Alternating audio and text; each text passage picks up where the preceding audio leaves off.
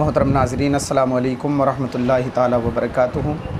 आप हज़रात का खैर मक़दम है मेरे YouTube channel Islamic knowledge Hashim पर। अल्लाह रब्बुल इज़्ज़त आपको शाद व आबाद रखे। आज एक मसले के बारे में जानेंगे दोस्तानी मोहतरम, क्या जूते चप्पल पहनकर नमाज जनाज़ा पढ़ना जायज़ है या नाजायज़ है। इस हालत में अगर किसी ने जूते चप्पल पहनकर नमाज जनाज़ा अदा की तो उसकी नमाज जनाज़ा होगी या नहीं होगी, जानेंगे इस मसले के बारे में। लेकिन उससे पहले आप हज़रात जो नए हैं मेरे यूट्यूब चैनल पर, तो वो मेरे इस्लामिक नॉलेज हाशिम चैनल को सब्सक्राइब कर लें ताकि इस तरह की दीनी वीडियोज़ और दीनी मसाइल आप हज़रात को सबसे पहले पहुँच सकें। जी हाँ दोस्तान मोहतरम, अगर नमाज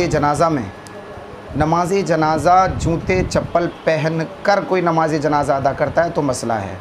अगर जूते चप्पल उतार कर नमाज जनाज़ा अदा करता है तब तो कोई मसला ही नहीं है। लेकिन अगर कोई जूते चप्पल पहनकर नमाज जनाज़ा अदा करता है तो याद रखें कि ज़मीन का भी और जूतों का भी दोनों का पाक होना ज़रूरी है। अगर जिस जूते पहनकर नमाज जनाज़ा अदा कर रहे हैं अगर वो नापाक हैं या जिस जगह पर हम खड़े हैं वो नापाक है तो फिर नमाज जनाज़ा अदा नहीं होगी।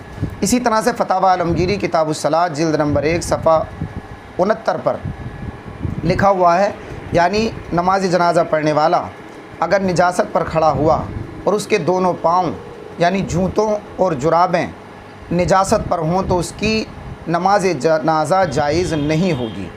और अगर उसने अपने जूते उतार लिए और उन पर खड़ा हो गया तो जायज़ है, कोई हरज नहीं। जूते का वो हिस्सा जो ज़मीन से मिला हुआ है वो पाक हो या नापाक हो, बशर्ते के जूते का वो ऊपर वाला हिस्सा जो कदम से लगा हुआ है वो पाक हो।